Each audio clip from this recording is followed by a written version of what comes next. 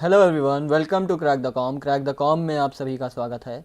I hope आप सभी स्वस्थ होंगे, सुरक्षित होंगे और बेहतर ढंग से अपने एग्ज़ाम्स की प्रिपरेशन कर रहे होंगे। तो जैसा कि आप सभी जानते हैं कि RRB NTPC under graduate and graduate की नोटिफिकेशन आ चुकी है और अब उसके फॉर्म फिल भी हो रहे हैं, जो कि अंडर ग्रेजुएट 28 अक्टूबर से 27 नवंबर तक होंगे और ग्रेजुएशन 21 अक्टूबर से स्टार्ट हो चुका है और उसकी लास्ट डेट 20 नवंबर है, यानी कि आज से 10 दिन बाद। तो जल्दी से अपने फॉर्म फिल कर दीजिए, क्योंकि लास्ट टाइम में फॉर्म फिल करने में कुछ इशू आ सकते हैं, साइट स्लो हो सकती है या आपके पेमेंट ना हो रही हो। तो इसलिए जल्दी से आप ये प्रोसेस कंप्लीट कीजिए। बाकी इसके बाद अपनी तैयारियों को गति दीजिए, जिसके लिए हम ला रहे हैं आपके लिए आरआरबी एनटीपीसी अंडर ग्रेजुएट के लिए जो शिफ्ट 2025 की थी, सभी शिफ्ट की एनालिसिस होगी इसमें। और बहुत ही अच्छे तरीके से हम इन शिफ्ट को कवर करते हुए आपके जीएस के पोर्शन को कवर करेंगे। आप जानते हैं कि आरआरबी में 40 क्वेश्चन जीएस से आते हैं, बाकी 30 question reasoning and 30 question quant section लेता है, जिसमें आपका जीएस एक इम्पॉर्टेंट रोल प्ले करता है। और इस सीरीज के थ्रू हम सबसे पहले कवर करेंगे उन टॉपिक्स को जो कि लगातार, ये आपके एकदम स्टैटिक पोर्शन है। किसी भी एग्ज़ाम के कुछ स्टैटिक पोर्शन होते हैं और कुछ ऐसे पोर्शन होते हैं जो मूव करते रहते हैं, जिसमें करंट अफेयर्स आता है। तो क्योंकि 2025 की करंट होगी, तो वो उतनी ज़्यादा आपके एग्ज़ाम के लिए या जो आप 2026 में एग्ज़ाम देंगे उसके लिए उतना ज़्यादा इंपॉर्टेंट रोल नहीं देगी, जितना कि जो स्टैटिक पोर्शन होगा, जिसमें polity, history,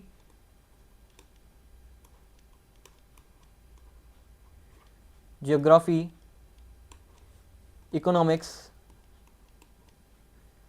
and static GK का पार्ट रहेगा।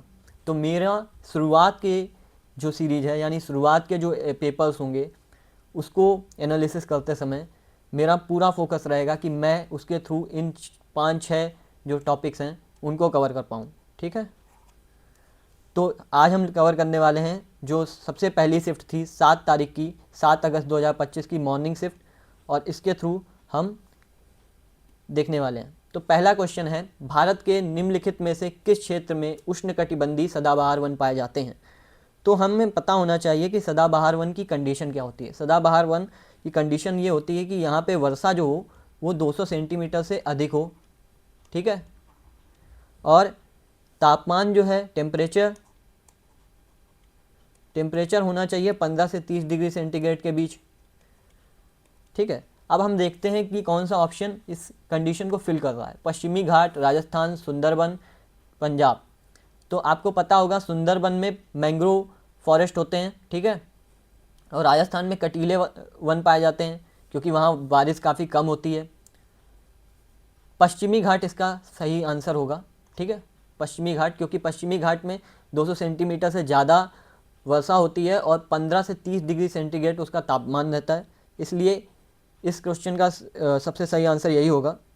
और पंजाब में शुष्क पर्णपाती वन पाए जाते हैं और इसकी अधिकांश क्षेत्र कृषि की है, क्योंकि आप अगर हरित क्रांति पढ़ेंगे तो उसमें भी आप देखेंगे। अब यहीं से हम कवर कर लेते हैं कि भारत में वन कितने प्रकार के होते हैं। तो मोस्टली 5 प्रकार के वन होते हैं। ठीक है, जिसमें आर्द्र उष्णकटिबंधीय वन होते हैं और शुष्क उष्णकटिबंधीय वन होते हैं, पर्वतीय उपोष्णकटिबंधीय वन होते हैं और अल्पाइन वन होते हैं। तो इस तरह के 5 प्रकार के वन होते हैं। एक बार फिर दोहरा देता हूँ, आर्द्र उष्णकटिबंधीय वन, ठीक है, शुष्क उष्णकटिबंधीय वन और पर्वतीय उपोष्ण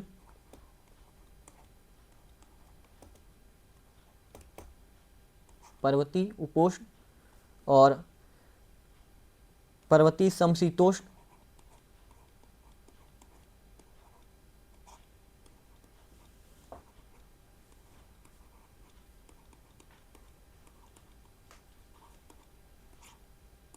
अल्पाइन।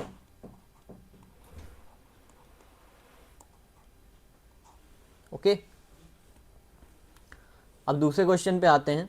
निम्नलिखित में से किस अधिनियम का उद्देश्य भारत में धन की हेराफेरी को रोकना है। तो जैसा कि आप जानते होंगे इसमें 4 ऑप्शन है। सेबी, सेबी के बारे में हम क्या जानते हैं? सेबी का मुख्यालय जो है वो मुंबई में है।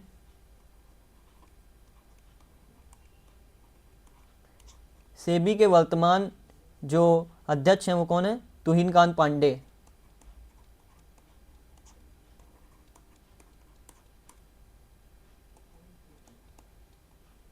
सॉरी, पांडे। एंड सेबी की स्थापना कब हुई थी? 12 अप्रैल 1988। और इसको एक संवैधानिक निकाय के रूप में माना गया था 30 जनवरी 1992 में। ठीक है, तो ये सेबी से रिलेटेड कुछ पॉइंट हैं, आप नोट कर लीजिएगा। ठीक, तो अब यहाँ पे हम कवर, क्वेश्चन क्या था कि निम्नलिखित में से किस अधिनियम के द्वारा का उद्देश्य ये था कि भारत में धन की हेराफेरी को रोका जाए? तो इसका आंसर है पीएमएलए, जिसका फुल फॉर्म होता है prevention of money laundering act 2002। ठीक है, इसका काम क्या था? इसका काम ये था कि इस अधिनियम का मुख्य उद्देश्य मनी लॉन्ड्रिंग को रोकना, अपराध की आय को जब्त करना और उससे जुड़े मामलों को सुलझाना। ठीक है, एफसीआरए क्या है? एफसीआरए 2010 में आया था। एक मिनट, पेन टैब थोड़ा भाग रहा है। 2010। और फेमा, फेमा फेरा को इसने रिप्लेस किया था। फेरा जो 1973 में आया था उसको रिप्लेस करके 2000 में आया था ये फेमा। ठीक है,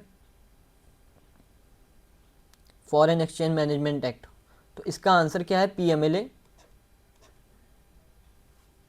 prevention of money laundering act. ठीक है,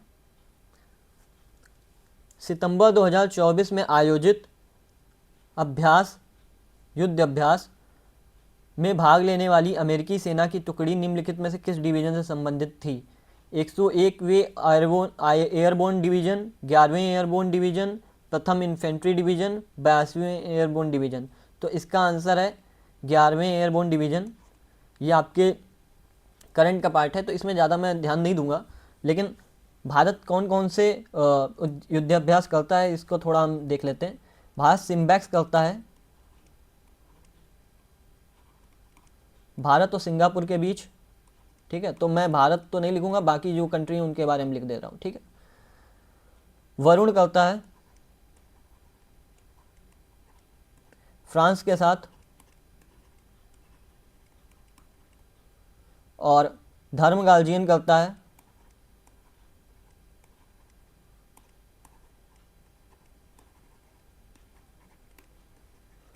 जापान के साथ। जापान भी एक ऐसा कंट्री है जिसमें धर्म का रोल है।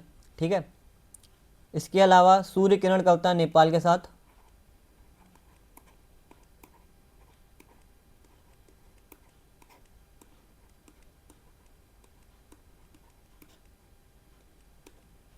चार मैंने यहाँ कवर कर दिए हैं, बाकी नेक्स्ट जो शिफ्ट होगी उसमें हम कवर करेंगे। ठीक है,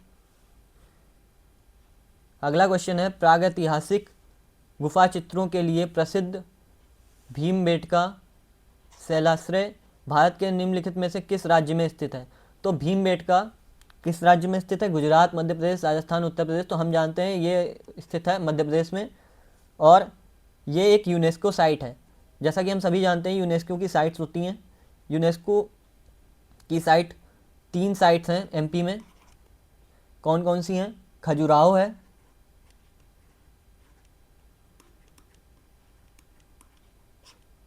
दूसरी साइट है भीमबेटका,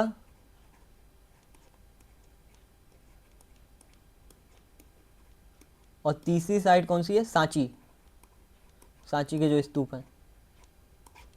ठीक, इसको ऐसे याद रख सकते हैं केवीएस। ठीक है, केवीएस या एसबी के, जैसे भी आप याद रखना चाहें। तो ये यूनेस्को साइट है।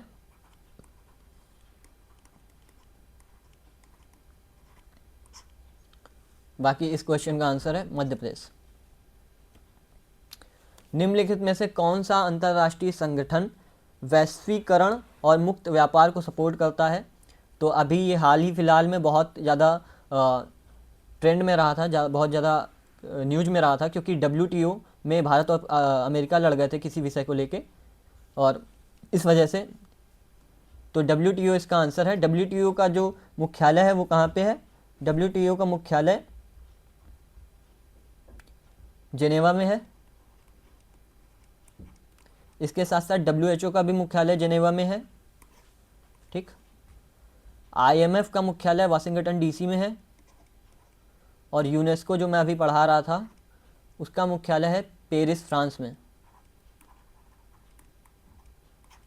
यूनेस्को की स्थापना कब हुई थी? यूनेस्को की स्थापना हुई थी 16 नवंबर 1945 को, ठीक है।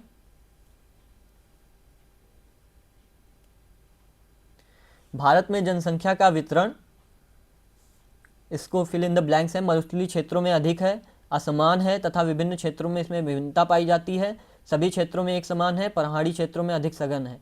तो जैसा कि हम जानते हैं कि भारत में कई तरह की आपको देखने को मिलते हैं, जैसे कि यहाँ पर्वत देखने को मिलते हैं शुरुआत में, फिर मैदान देखने को मिलते हैं, फिर पठार देखने को मिलते हैं, ठीक है। तो भारत में जो जनसंख्या का वितरण है वो असमान है, क्योंकि इसमें विभिन्न क्षेत्रों में विभिन्नता पाई जाती है। जैसे कि राजस्थान क्षेत्र में आपको रेगिस्तान मिलता है, ठीक है।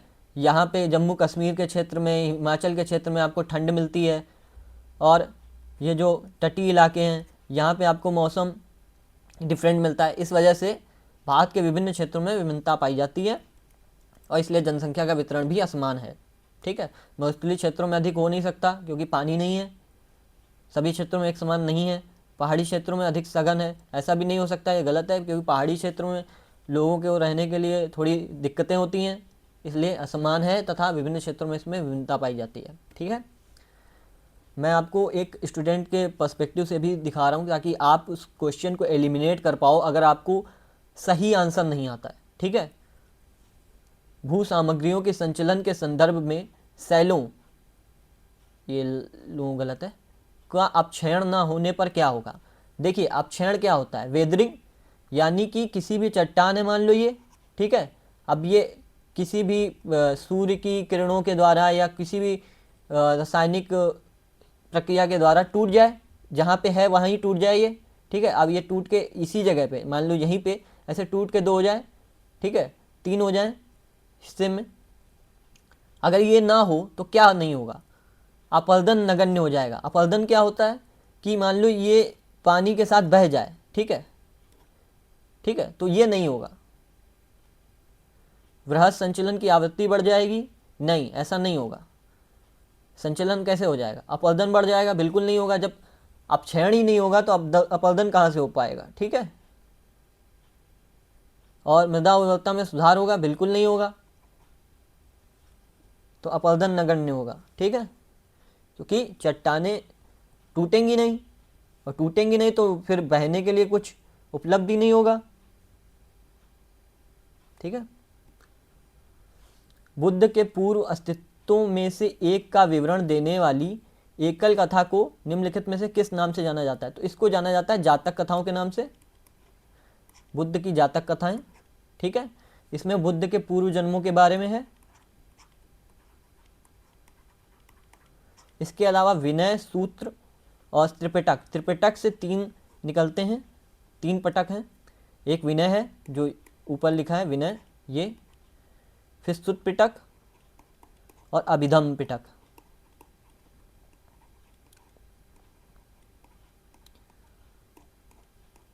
अगर हम बात करें विनय पिटक की तो ये मठ से संबंधित है। मठ के जो भी भिक्षु और भिक्षुणी होंगे उनको क्या रूल्स एंड रेगुलेशन फॉलो करने पड़ेंगे उसके बारे में है। सुत पिटक के बारे में अगर बात किया जाए तो इसमें बुद्ध के उपदेश हैं, ठीक है। और अभिधम्म पिटक की बात की जाए तो इसमें बुद्धिज्म के बारे में, बौद्ध धर्म के बारे में, धम्म आ रहा है ना, धर्म के बारे में। तो इसको याद कैसे करेंगे? विनय को मठ से याद करेंगे, विनय जो भिक्षुक होता है, ठीक है, वो बहुत विनती करता है ना आपसे, तो ऐसे याद करिएगा विनय, ठीक है, उसका सूत्र या सूत्र, सूत्र यानी आपको कोई सूत्र दे रहे हैं, जैसे मैं आपको सूत्र दे रहा हूँ कैसे एग्जाम क्रैक करें आप, ठीक है, तो किसी को सुतपिटक या सूत्र, वो किसके बारे में, उपदेश के बारे में, ठीक है। और अभिधम्म, धम्म से याद करिएगा, धर्म से रिलेटेड है, बौद्ध धर्म से, ठीक है, उसकी शिक्षाओं के बारे में। तो सफाई की गुणवत्ता को बेहतर बनाने और डिटर्जेंट को गाढ़ा करने के लिए गैर आयनिक डिटर्जेंट अभिक्रियाओं में किस अम्ल का उपयोग किया जाता है? स्टेरिक अम्ल, बार्बिट्यूरिक अम्ल, प्रोपोनोइक अम्ल, ऑक्जेलिक एसिड। तो हम ये जानते हैं कि जो ऑक्जेलिक एसिड होता है इसका काम क्या होता है? इसका काम होता है कि रंग हटाएगा, ठीक है, या जंग लगी होगी उसको हटा देगा, ठीक है। अब ये वही समझ पाएंगे जिन्होंने केमिस्ट्री अच्छे से पढ़ी होगी या उन्होंने आगे केमिस्ट्री से कुछ किया होगा। प्रोपोनोइक अम्ल, तो प्रोपोनोइक अम्ल क्या होता है? ये खाद्य सुरक्षा के लिए यूज होता है, खाने पीने के लिए, ठीक है। और बार्बिट्यूरिक अम्ल ये दवा बनाने के काम में आता है। तो इसका आंसर क्या है? स्टेरिक अम्ल, ठीक है। स्टेरिक अम्ल क्यों है? क्योंकि भाई ये एक, इसका उपयोग क्या किया जाता है? गैर आयनिक डिटर्जेंट जो होता है उसके निर्माण में किया जाता है, क्योंकि ये उसका गाढ़ा कर देता है, ठीक। निम्नलिखित में से किस भारतीय राज्य ने वर्ष 2025 में 38वें राष्ट्रीय खेलों की मेजबानी की? मध्य प्रदेश, बिहार, उड़ीसा, उत्तराखंड। तो इसका आंसर उत्तराखंड है, ठीक है। इस क्वेश्चन पे ज़्यादा मैं टाइम नहीं दूंगा क्योंकि ये करंट से रिलेटेड है, ठीक है। स्वदेशी कार्ड थेरेपी ने, ठीक है, यहाँ card therapy T cell therapy है वैसे ही, ठीक। और ने बाल और किस अन्य रक्त कैंसर के विरुद्ध अधिकतम प्रभावकारिता दर्शाई है? तो इसका आंसर क्या होगा?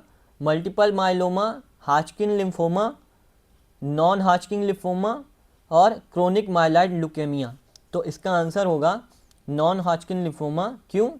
क्योंकि ये कैंसर के विरुद्ध इसने उन्नत पद्धति है ये, ठीक है। इसने टी कोशिकाएं, जो टी सेल मैं बता रहा हूँ, उसको लक्षित करके उसको ठीक करती है, इसीलिए कार थेरेपी बोला जाता है, ठीक है। ये कार टी सेल थेरेपी है, ठीक है। ये टी जो सेल होते हैं उनको टारगेट करती है, ठीक है। दिल्ली सल्तनत के दौरान भारत आए मोरक्को के यात्री इब्न बतूता के अनुसार डाक प्रणाली की वह पद्धति जिसमें शाही घोड़ों का उपयोग पैकेजों को स्थानांतरित करने के लिए किया जाता था उसे कहा जाता था। देखिए, डाक पद्धति दो होती थी, उलूक भी होती थी, दावा भी होती थी। ये एकत नहीं है, एकता है। मनसबदारी, मनसबदारी आपको अकबर के दरबार में देखने को मिलेगी, जो मतलब जैसे आज की डेट में आप IAS IPS देखते हो, ठीक है, तो एक तरह का ग्रेड है ना, इसी तरह मनसबदारी भी थी, ठीक है। यहाँ पे एक मनसबदारी जिसकी सबसे ज़्यादा होती थी वो सबसे बड़ा ऑफिसर होता था, ठीक है। जैसे वो अकबर के परिवारी गण होते थे, या फिर जो वो ज़्यादा राजपूत जैसे मानसिंह थे वो भी मनसबदार थे, तो ऐसे। और एकता क्या था? एकता प्रथा क्या थी? एकता प्रणाली ये थी कि इसमें जो भी सैनिक होते थे उसको कुछ रियासत दे देते थे, ठीक है, कुछ ज़मीन दे देते थे, या उस पर जो टैक्स आएगा उसको रेवेन्यू उसको मिल जाता था, ठीक है। तो एकता प्रणाली, पैसा नहीं दिया जाता था, आपको कुछ ज़मीन मिल जाएगी, ठीक है। उलूक और दावा, उलूक और दावा दोनों ही डाक प्रणाली हैं, जिसमें दावा जो है वो पैदल डाक प्रणाली है, ठीक है। तो आंसर क्या है इसका? उलूक है। तो उलूक शाही घोड़ों को उपयोग पैकेजों को स्थानांतरित करने के लिए किया जाता था, ठीक है। अब इब्न बतूता के बारे में पढ़ लेते हैं थोड़ा।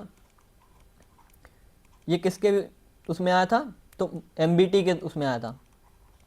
MBT यानी मोहम्मद बिन तुगलक। तो इब्न और बिन से याद कीजिएगा, इब्न और बिन, ठीक।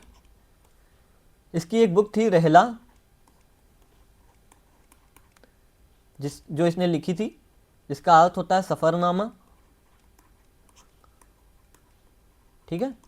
और इसमें इसने लिखा था, एक फैक्ट है, शायद RRB ने ही पूछा था कि किस लेखक ने लिखा था कि दिल्ली सल्तनत का सुल्तान ने वहाँ के लोगों के अपशब्दों को सुन के राजधानी चेंज कर दी थी। तो राजधानी चेंज करी थी दिल्ली से दौलताबाद, मोहम्मद बिन तुगलक ने।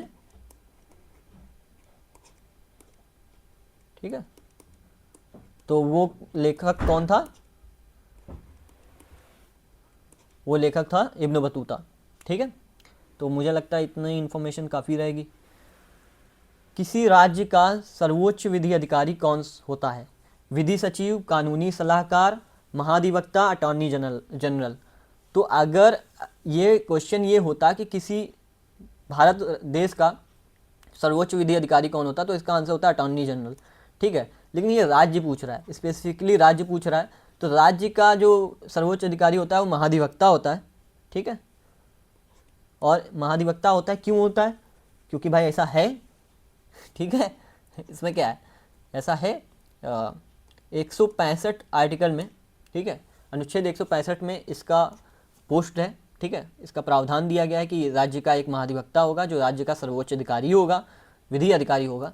ठीक है, कानूनी सलाहकार और कोई मतलब ऐसा हो सकता है अटॉर्नी जनरल। अटॉर्नी जनरल ये भारत का सबसे बड़ा विधि अधिकारी होगा, ये आर्टिकल 76 में है, 76 में। और अभी कौन है? आर वेंकट रमणी है। ठीक है, आर वेंकट रमणी। तो जब तक आप शायद एग्ज़ाम देंगे तो यही रहेंगे, तो शायद इसको याद कर लीजिएगा फैक्ट के तौर पे। बाकी निम्नलिखित में से हिमालय की सबसे पूर्वी पर्वतमाला कौन सी है? जास्कर, पूर्वांचल, पीर पंजाल, धौलाधर। तो आप अगर जानते होंगे तो हिमालय की श्रेणी ऐसे हिमालय है। ठीक है, और ये क्या पूछ रहे हैं? पूर्वी। पूर्वी भारत यहाँ से लगता है। ठीक, तो इसको क्या कहेंगे? पूर्वांचल पर्वतमाला। जबकि आपने जास्कर आस्कर पढ़ी होंगी, वो इधर होंगी ना, लद्दाख, जास्कर, काराकोरम। ठीक है, जो ट्रांस हिमालय से आती हैं। उसके बाद धौलाधर, ये हिमाचल जो पंजाब रहता है, पंजाब और हिमाचल का जो हिमालय रहता है उसको रहते हैं ना। तो इसका आंसर होगा पूर्वांचल पर्वतमाला। ठीक है, बाकी नेक्स्ट में हम कवर करेंगे कि कितनी श्रेणियाँ होती हैं, लघु और शिवालिक। कांस फिल्म फेस्टिवल के दौरान मई 2025 को आयोजित ग्लोबल प्रोडक्शन अवार्ड्स में किस शहर को बेस्ट सिटी ऑफ फिल्म पुरस्कार दिया गया है? तो इसका आंसर है बेलफास्ट। तो ये कोई इतना इम्पोर्टेंट नहीं है, मतलब इसके दृष्टिकोण से अगले साल इसका कुछ अलग ही क्वेश्चन आएगा। तो भारत में हरित क्रांति को अग्रणी लाभार्थी कौन सा राज्य बना? तो हरित क्रांति क्या थी? हरित क्रांति भारत में और विश्व में, तो नॉर्मन बोरलॉग विश्व में लाए थे। ठीक है, एक साइंटिस्ट थे। और भारत में लाने वाले कौन थे? एस स्वामीनाथन।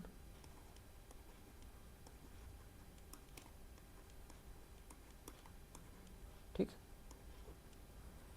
इनको अभी भारत सरकार ने भारत रत्न दिया है। तो ये 60 के दशक में आई थी, 60-70 के दशक में, जब लाल बहादुर शास्त्री प्रधानमंत्री थे। तो इससे क्या हुआ था कि भारत एक ऐसा देश था, जब आपने सुना ही होगा कि भारत में गेहूं नहीं थे, तो इतना प्रोडक्शन हो गया कि भारत खुद में सेल्फ रिलायंट हो गया। तो इसका आंसर है पंजाब। पंजाब, हरियाणा, आपको मान लो पंजाब ना देखने को मिले अगले साल, पंजाब, हरियाणा और पश्चिमी यूपी। ठीक है, पश्चिमी उत्तर प्रदेश। बाकी बिहार, उड़ीसा, असम में भी थोड़ा अंतर देखने को मिला, लेकिन ज़्यादातर लाभ इनको पंजाब, हरियाणा और पश्चिमी उत्तर प्रदेश को मिला। इसीलिए जब अभी आंदोलन हो रहे थे तो आपको ज़्यादातर किसान इसी प्रदेशों को देखने को मिल रहे थे। ठीक है, 61वें संविधान संशोधन का मुख्य फोकस क्या था? तो 61वें संविधान संशोधन का मुख्य फोकस क्या? पूर्व शासकों के लिए प्रीवी पल्स का उन्मूलन था, दल बदल कानून थे, दल बदल विरोधी कानूनों को लागू करना था, पंचायतों में महिलाओं के लिए सीटों का आरक्षण करना था, या मतदान की आयु 21 वर्ष से 18 वर्ष करना था। तो 61वें संविधान संशोधन का मुख्य उद्देश्य था कि मतदान की आयु 21 वर्ष से 18 वर्ष कर दी जाए। ये कब आया था? ये आया था 1988 में, ठीक है, ठीक, 1988 में। दल बदल विरोधी कानून कब आया था? ये 1985 में आया था, ठीक है। और ये दल बदल विरोधी कानून 52वें संविधान संशोधन से आया था, ठीक है। पूर्व शासकों के लिए प्रीवी पास, ये 26वां संविधान संशोधन था, इतना इम्पोर्टेंट नहीं है। कब आया था? डेट थोड़ा भूल गया मैं। पंचायतों में महिलाओं के लिए सीटों का आरक्षण, पंचायत में महिलाओं की सीटें, तो पंचायत आया कब था? ठीक है, तो आया था ये 73वें संविधान संशोधन से, ठीक है। कब आया था? आया था 92 में, 1992 में, ठीक है। अच्छा, एक चीज़, चलो छोड़ो, दल बदल कानून के जो अनुसूची है वो 10वीं अनुसूची है, ठीक है। अब पर्यावरण और वन्य जीवन के संरक्षण का उल्लेख भारतीय संविधान के किस अनुच्छेद में किया गया है? तो अगर आप जानते हो तो अनुच्छेद 48, अनुच्छेद 47, अनुच्छेद 49, ये किस उसका पार्ट है? ये सभी किसका पार्ट है? डीपीएसपी का पार्ट है। तो आप इससे एलिमिनेट करना भी चाहो तो उतना पॉसिबल नहीं है, ठीक है। मतलब अगर आपको नहीं आता तो पॉसिबल नहीं है। तो इसका आंसर है अनुच्छेद 48 ए। अनुच्छेद 48 ए क्या कहता है कि ये राज्य देश के पर्यावरण की रक्षा और सुधार करने तथा वन्य जीवों की सुरक्षा का प्रयास करेगा, ठीक है। इसको कब जोड़ा गया था? इसको जोड़ा गया था 42वें संविधान संशोधन से, ठीक है।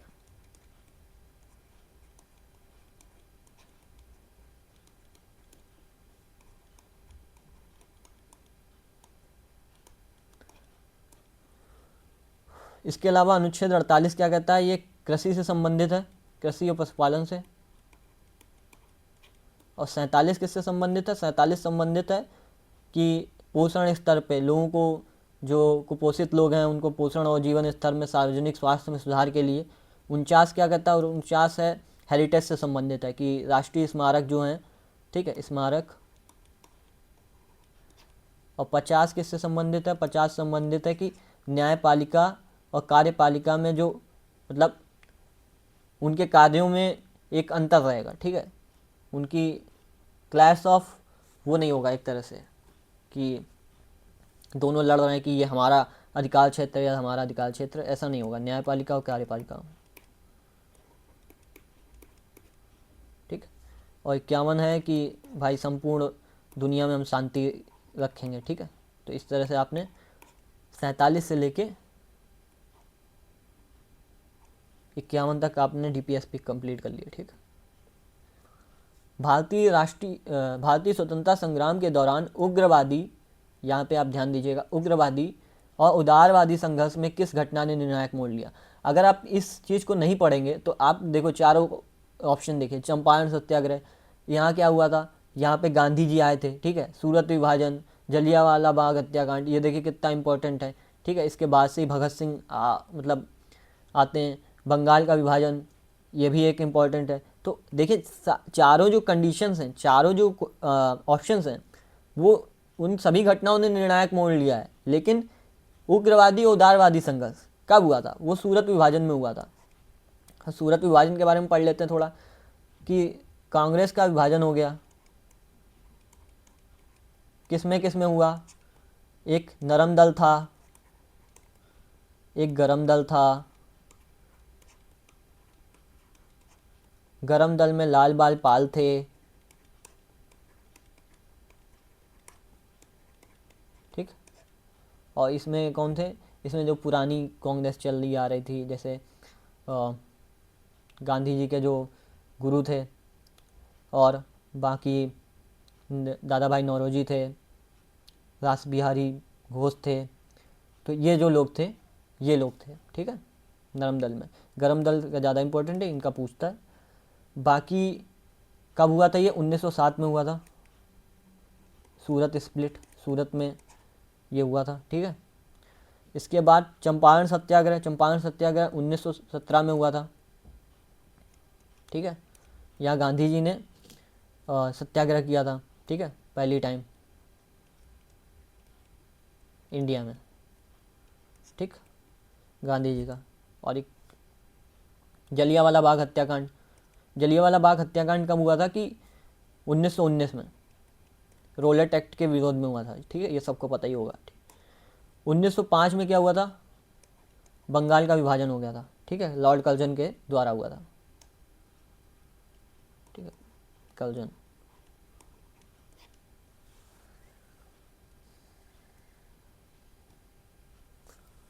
अब आते हैं क्वेश्चन नंबर 20। निम्नलिखित में से कौन सा कथन 1947 से 51 के दौरान, ठीक, भारतीय अर्थव्यवस्था में सार्वजनिक क्षेत्र की भूमिका का सर्वोत्तम वर्णन करता है? केवल विदेशी व्यापार पर केंद्रित? बिल्कुल नहीं, हम विदेशी व्यापार पर केंद्रित नहीं थे।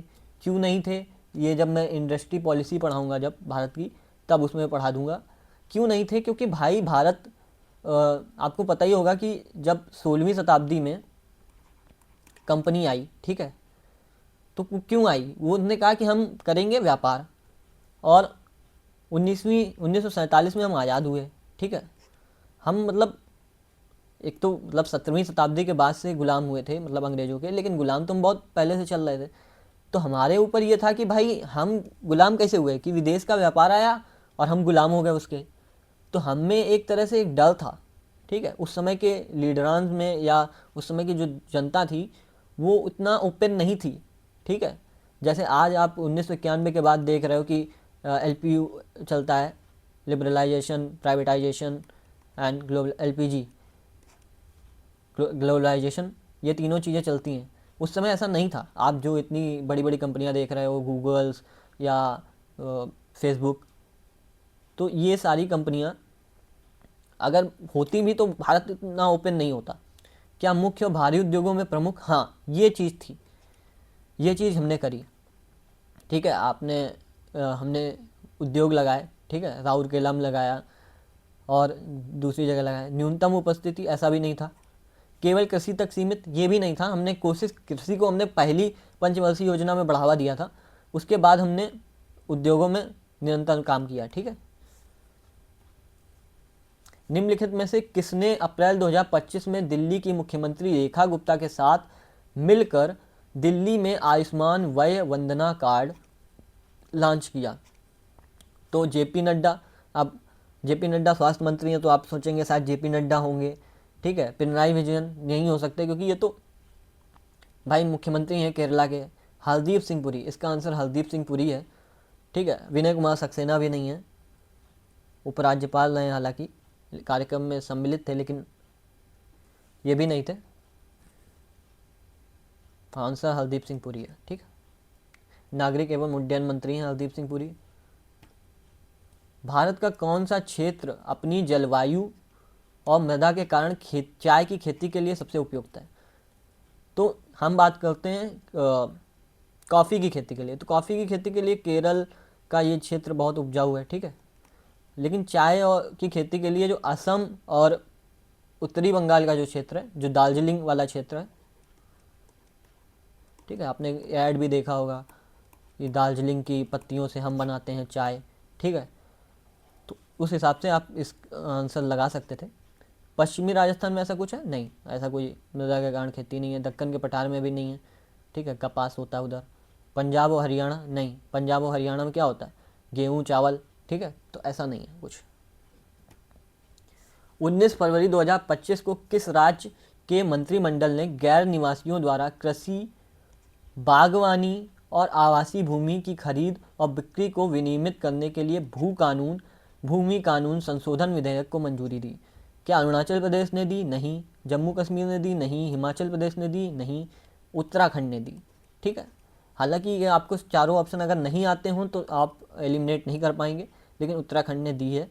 और क्यों दी है? क्योंकि भाई वहाँ पे एक देवभूमि मानी जाती है वो, ठीक है, ऐसा वहाँ के लोगों का मानना है कि वो देवभूमि है।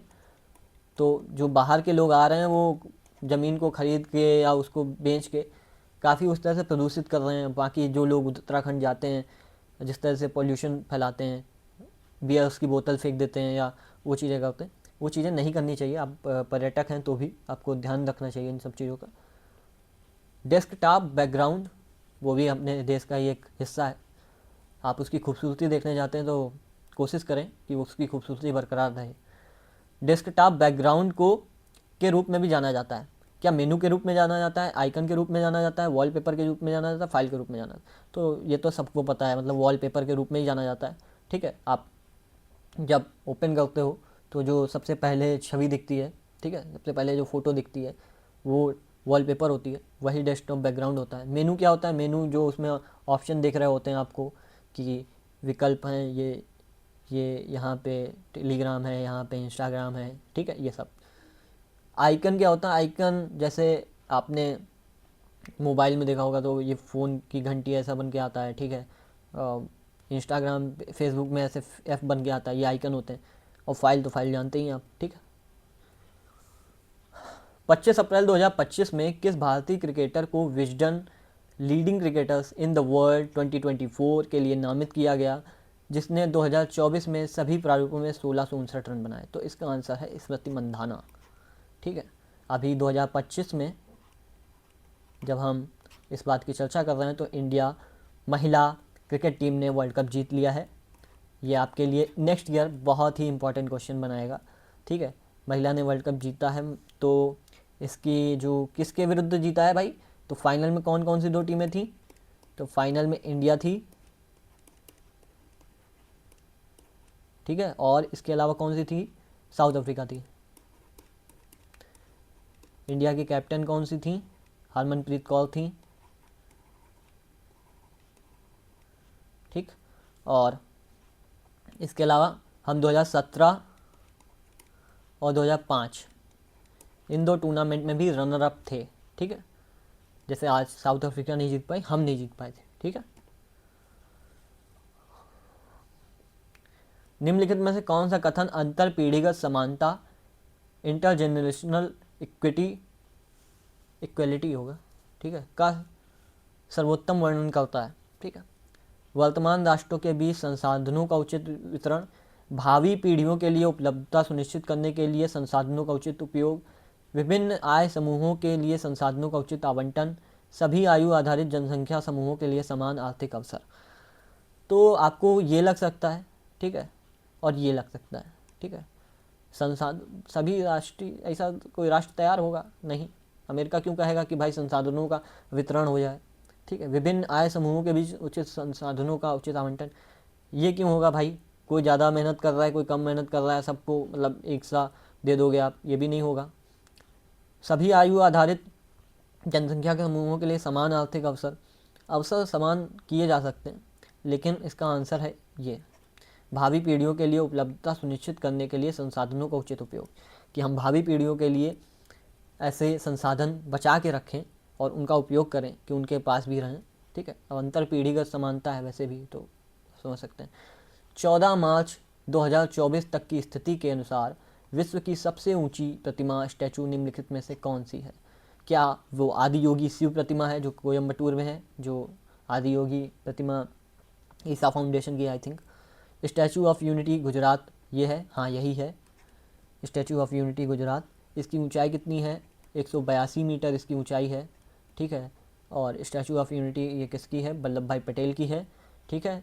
और इनका जन्मदिवस कब होता है? 31 अक्टूबर को। इसको हम लोग एकता दिवस के रूप में मनाते हैं।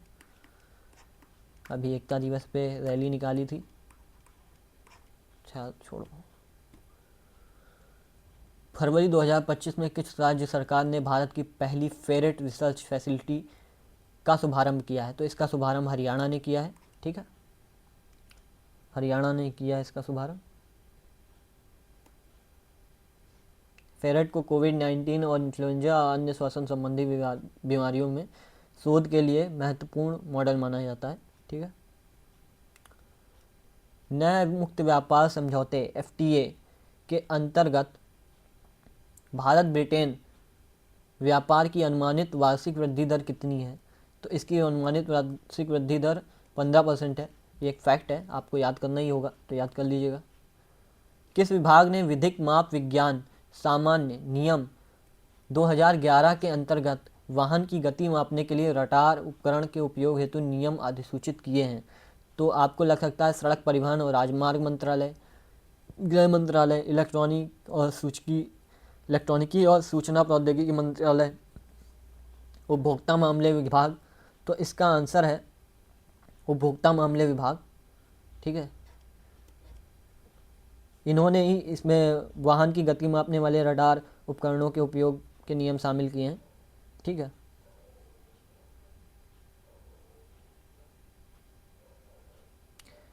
बाकी इलेक्ट्रॉनिकी और सूचना प्रौद्योगिकी मंत्रालय भी विज्ञान और गति मापने के लिए विनियमन मुख्य रूप से उपभोक्ता मामले विभाग द्वारा किया जाता है, लेकिन इलेक्ट्रॉनिकी भी कई बार ये करता है, सड़क परिवहन राज्य मंत्रालय भी, लेकिन इसका आंसर 2011 का है, तो वो उपभोक्ता मंत्रालय है। ठीक है, निम्नलिखित में से कौन सा ऑपरेटिंग सिस्टम आमतौर पर डेस्कटॉप या लैपटॉप कंप्यूटरों पर उपयोग नहीं किया जाता है? क्या मैक ओएस है, विंडोज़ है, एंड्रॉयड है, लिनक्स है? तो आपको पता होगा मैक ओएस, विंडोज़, लिनक्स ये तीनों ही कंप्यूटर ऑपरेटिंग सिस्टम हैं और डेस्कटॉप और लैपटॉप पे काम करते हैं। केवल एंड्रॉयड ऐसा है जो फ़ोन में काम करता है। ठीक है, मोबाइल फ़ोन, टैबलेट में ये यूज़ होता है। बाकी अगर आप मैक ओएस देखो तो ये एप्पल का है। अब विंडोज़ मेरा पहला मोबाइल था, माइक्रोसॉफ्ट का है, बंद कर दिया इन लोगों ने। अच्छा मोबाइल था बेटा। निम्नलिखित में से किसे मई 2025 में भारतीय रिजर्व बैंक आरबीआई का डिप्टी गवर्नर नियुक्त किया गया? तो भारत के अभी 26वें, इसका आंसर वैसे डॉक्टर पूनम गुप्ता है। उर्जित पटेल भारत के पूर्व में आरबीआई गवर्नर रह चुके हैं। तो आरबीआई की बात करते हैं तो आरबीआई की स्थापना किसने की थी? हिल्टन यंग कमीशन के थ्रू हुई थी। ठीक है, इसकी सिफारिश पे हुई थी।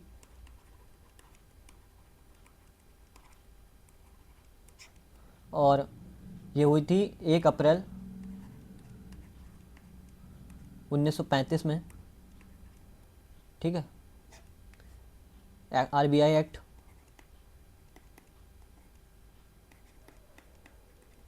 1934 के तहत हुई थी। ठीक, और इसके जो पहले गवर्नर थे वो ऑफजॉन स्मिथ थे, ऑसबॉर्न स्मिथ ऐसा रहेगा। ठीक है, स्मिथ। ठीक है, और फर्स्ट इंडियन गवर्नर कौन थे? वो थे सीडी देशमुख। ठीक है,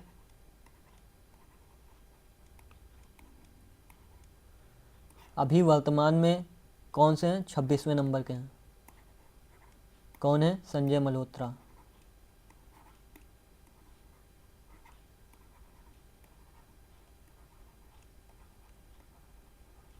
ठीक है, एक आईएएस थे। 1 मिनट।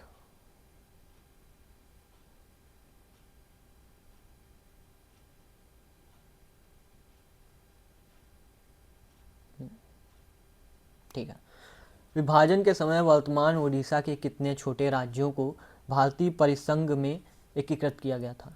तो इसका आंसर क्या है? 15 है, 42 है, 34 है या 26 है? ठीक है, तो इसका आंसर क्या है? इसका आंसर है 26।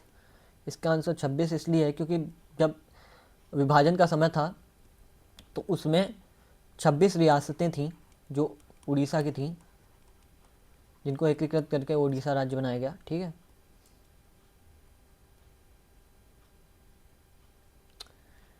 किस कार्यक्रम का उद्देश्य 2024 तक नल कनेक्शन के माध्यम से सुरक्षित और पर्याप्त पेयजल तक पहुंच सुनिश्चित करना है? क्या वो पीएम कुसुम योजना है, अटल भूजल योजना है, जल जीवन मिशन है, जल क्रांति अभियान है? नहीं भैया, वो जल जीवन मिशन ही है, जिसके तहत 2024 तक नल कनेक्शन के माध्यम से सुरक्षित और पर्याप्त पेयजल सुनिश्चित करना था। आप बताइएगा कि आपके गांव मोहल्ले तक पहुंचा या नहीं पहुंचा। ठीक है, ये योजना पीएम कुसुम योजना क्या थी? ये किसानों से संबंधित है, जिसमें सौर ऊर्जा जो होगी, ठीक है, और सौर पंप जो होंगे उनका उपयोग किया जाएगा, उसके लिए प्रोत्साहित किया जाएगा किसानों को। अटल भूजल योजना क्या है? जिस तरह से भूजल का जो जल स्तर है वो नीचे जा रहा है, उसको सुधार लाना, ये इसका है। और जल जीवन मिशन हम बता ही चुके हैं। जल क्रांति क्या है, ये भी वही है, जल सुरक्षा को बढ़ावा देना, ठीक है। संगम शब्द निम्नलिखित में से किससे संबंधित है? एक तमिल राजवंश, तमिल विद्वानों की एक साहित्यिक सभा, तमिल कविता के एक प्रकार, तमिल दक्षिण भारतीय धार्मिक ग्रंथ। तो तमिल विद्वानों की एक साहित्यिक सभा, इसे संगम राजवंश से संबंधित है, ठीक है। इसके बाद इसमें हम क्या जानते हैं, इसमें हम ये जानते हैं कि तोल्कापियम, ठीक, एक टेक्स्ट है जो तोल्कापियम ने लिखा था,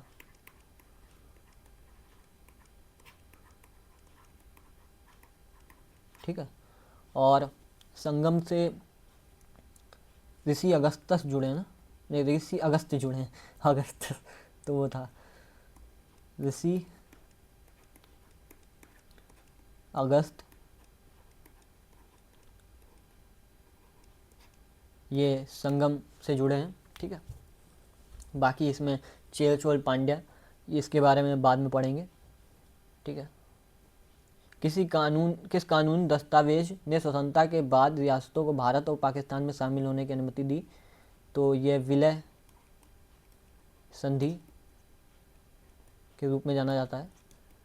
अधिमिलन लिखत, यथास्थिति बहाल रखने का समझौता, एकता समझौता या अधिमिलन संधि, यही है विलय संधि, ठीक है।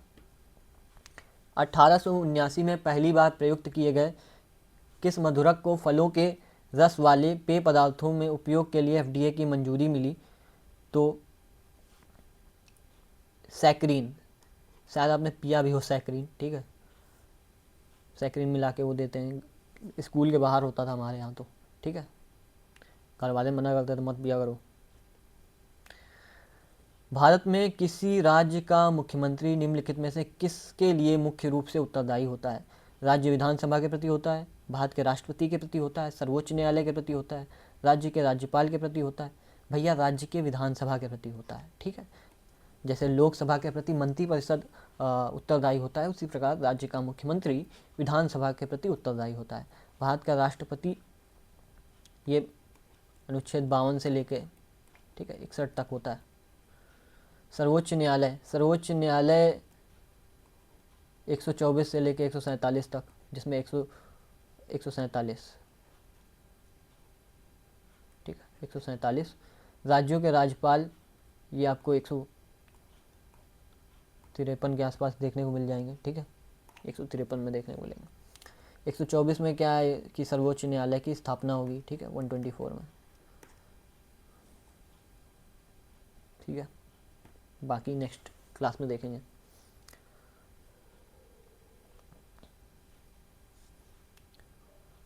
निम्नलिखित में से कौन सा तत्व एक्टेनाइड वर्ग के अंतर्गत आता है? तो actinide lanthanum, terbium, thorium, cerium. तो इसमें थोरियम आता है। अब मैं इसको थोड़ा याद करा दूं आपको, ठीक है। THPAU, इसको क्या पढ़ेंगे? थपाऊ, ठीक है, थपाऊ, नपाऊ, NPPU, ठीक,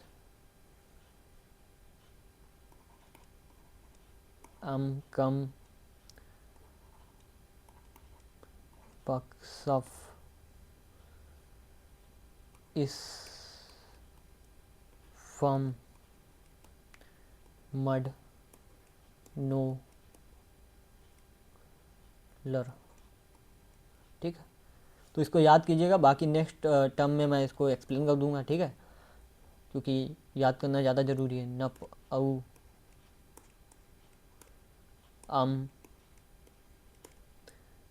कम, बक, सफ,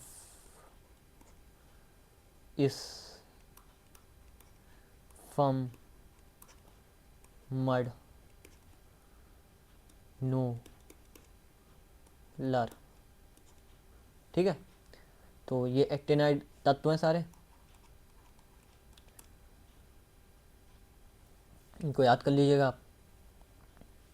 एक्टेनाइड 89 पे होता है, ठीक है, ये 90 पे होता है। और ल तक आप याद करते हो, 103 पे होता है। तो इस प्रकार आप एक 10 नाइट सीरीज देखेंगे। किसी दिन लेंथ नाइट करा दूंगा, ठीक है, नेक्स्ट टाइम पे या तो किसी दिन। सरकारी स्कूलों में एआई आधारित अधिगम का समर्थन करने वाले कार्यक्रम का नाम क्या है? डिजिटल इंडिया लर्निंग है, FLN एक्सेल है, विद्या कनेक्ट है या स्मार्ट एडुटेक है? तो इसका आंसर क्या होगा? FLN एक्सेल होगा। क्यों होगा? क्योंकि सरकारी स्कूलों में एआई आधारित अधिगम का समर्थन करने वाले कार्यक्रम का नाम ही FLN एक्सेल है, जिसका उद्देश्य है कि मूलभूत साक्षरता और संख्यात्मकता के लक्ष्यों को प्राप्त करने के लिए छात्रों को सहायता करना। इसका FLN का फुल फॉर्म क्या होगा? फंडामेंटल, ठीक, फंडामेंटल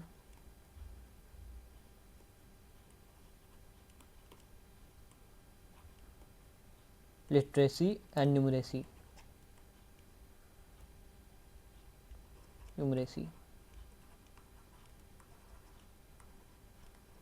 ये लिटरेसी है, ठीक है। तो इस तरह से हमने अपनी पहली जो शिफ्ट थी उसको कवर कर लिया है। 7 तारीख की, 7/8/2025 की जो पहली शिफ्ट थी मॉर्निंग की, उसके 40 क्वेश्चन के थ्रू हमने जीएस के जो इम्पोर्टेंट चीज़ें थी वो कवर की हैं। इसी तरह हम अभी बाकी जो 57 शिफ्ट हैं कुल मिला के, उनकी सबकी इसी तरह एनालिसिस करेंगे। अगर आप इस सीरीज़ के थ्रू जुड़े रहें तो यकीन मानिए जो नेक्स्ट ईयर आपकी RRB NTPC अंडर ग्रेजुएट की तैयारी होगी बहुत बेहतरीन तरीके से होगी। आपको रीजनिंग के लिए सर भी आपको मिल चुकी होगी उसकी वीडियो, आप उसको भी देख लीजिएगा। उन्होंने बहुत अच्छे तरीके से उसको कवर किया हुआ है, ठीक है। जब रीजनिंग की 57 शिफ्ट कवर हो जाएंगी फिर हम मैथ पे कवर करेंगे। हम सबसे पहले GS और रीजनिंग क्यों स्टार्ट कर रहे हैं उसका रीज़न मैं बता देता हूँ कि GS स्टार्ट करने का रीज़न ये है क्योंकि उसमें इतने ज़्यादा टॉपिक हैं कि अगर हम आज स्टार्ट करेंगे तो कहीं वो 2-3 महीने में कवर हो पाएगी। जबकि रीजनिंग की बात करें तो वो सबसे जल्दी कवर होने वाला टॉपिक है। अगर आपको समझ आ गया तो उसमें स्कोर सबसे जल्दी होता है, आपको तैयार सबसे जल्दी होता है। हालांकि प्रैक्टिस आपको ज़रूरी रहती है, ठीक है। बाकी मैथ ये है कि मैथ आप एक टाइम से 5-6 महीने में आराम से तैयार कर लेंगे, उसको भी प्रैक्टिस करनी होती है आपको। तो जैसी भी आपको ये क्लास लगी हो आप प्लीज़ कमेंट कीजिएगा, कोई क्वेरी हो मैसेज कर दीजिएगा। और इस जो क्लास की PPT है उसको पाने के लिए आप हमारे टेलीग्राम हैंडल से जुड़ जाइएगा, जिसकी लिंक डिस्क्रिप्शन में मिल जाएगी आपको। इस वीडियो के डिस्क्रिप्शन में आपको उसकी लिंक मिलेगी। अगर और अपडेट पानी है आपको तो उसके लिए अदर सोशल मीडिया हैंडल जैसे ट्विटर या जो कि आप X है और इंस्टाग्राम, उसके भी हैंडल्स आपको डिस्क्रिप्शन में मिल जाएंगे। प्लीज़ ज्वाइन करिए उसे। और वीडियो अगर अच्छी लगी हो तो लाइक शेयर एंड सब्सक्राइब कीजिए, ठीक है। बाकी और भी आपके जो भी दोस्त यार हों जिनको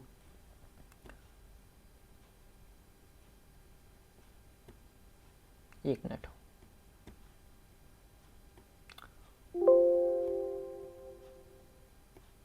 कीप कीजिए,